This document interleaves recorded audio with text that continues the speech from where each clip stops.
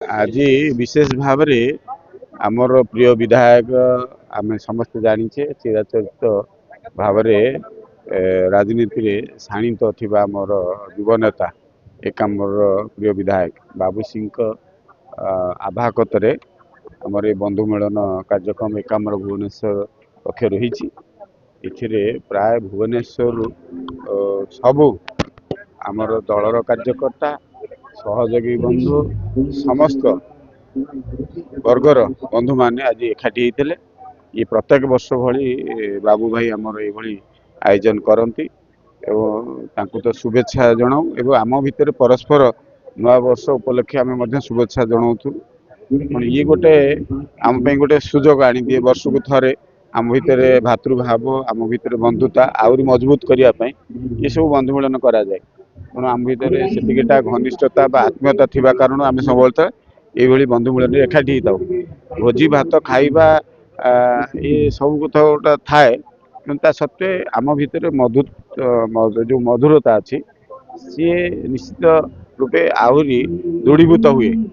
आम भितर संपर्क भाईचारा जो बंधुत्वटा आहरी दृढ़ीभूत हुए ये बंधु मिलन द्वारा तेणु आज बंधु मिलन डाकिक आमको आपायित करूँ निश्चित रूपे बाबू भाई को अशेष अशेष धन्यवाद जनइबू आमर जिलार सभापति निरंजन मिश्र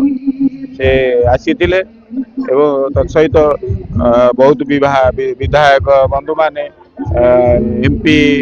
एवं मंत्री माने समस्ते उपस्थित थिले आमको उत्साहित कले आहरी उपस्थित रही निश्चित रूपे द्वारा कार्यकर्ता माने जो माने भी दलीय कार्यकर्ता से माने भी उत्साहित हुआ तेणु निश्चित रूपे ये भल परंपरा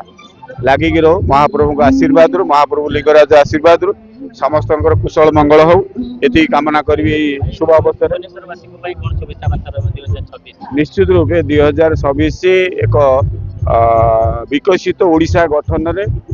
सहायक हम 2026 आहरी विकसित हेब एवं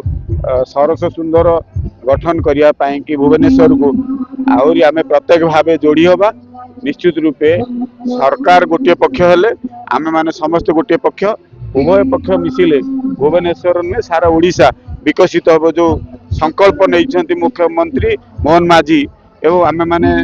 व्यक्तिगत विशेष भाव में आमे जो संकल्प नहीं साकार हम ये भावना ये बंधुत्व